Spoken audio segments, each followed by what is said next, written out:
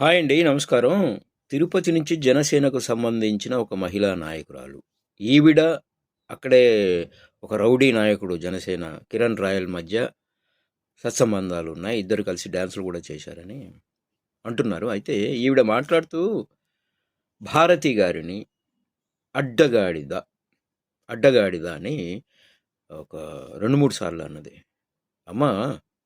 అడ్డగాడిద ఎవరో నిన్ను చూస్తేనే తెలుస్తోంది. అడ్డంగా బలిసావు, కూర్చున్నావు, మాట్లాడుతున్నావు.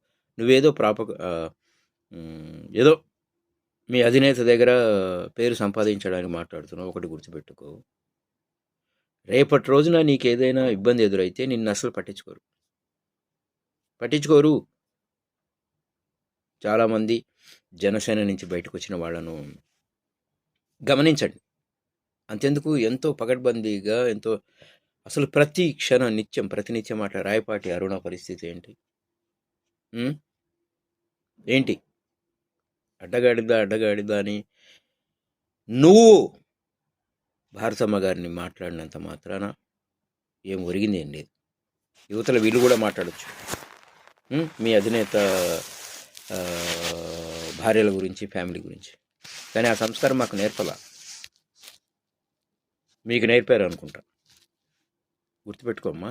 నీ ఇష్టం వచ్చినట్లు తిరుపతిలో ఉంటూ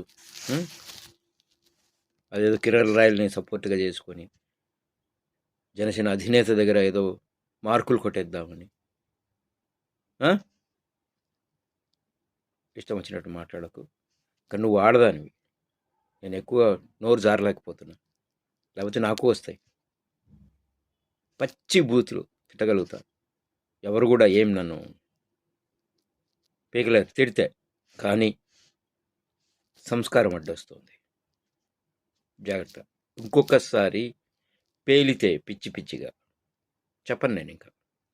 మీ ఇష్టం.